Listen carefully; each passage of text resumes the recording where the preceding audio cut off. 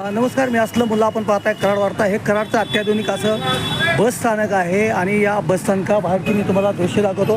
हा फुटपाथ आहे. हा प्रवाशांसाठी ये जा करण्यासाठी बांधलेला होता. इथे मोठ्या प्रमाणात अतिक्रमण झालेलं होतं. ते सध्या कराड नगरपालिकेने बऱ्याच वर्षानंतर या ठिकाणी अतिक्रमण काढण्यात आलेलं आहे. त्यामुळे आपण पाहताय हा जो फुटपाथ आहे, पादचाऱ्यांच्यासाठी केलेला हा फुटपाथ आहे, तो सध्या मोकळा झाला आहे. तो मोकळा सध्या श्वास घेतोय.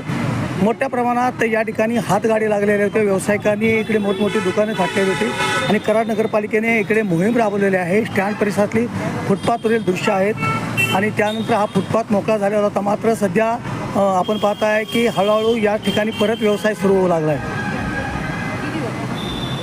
फुल विक्रेत्यांनी पुन्हा आपण पाहत आहे की कशाप्रमाणे आपली दुकाने इकडे थाटलेली आहेत.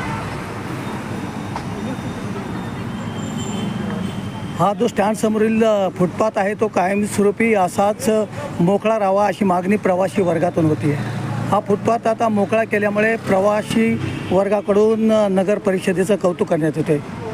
असलम मुल्ला, कराड वार्तासाठी.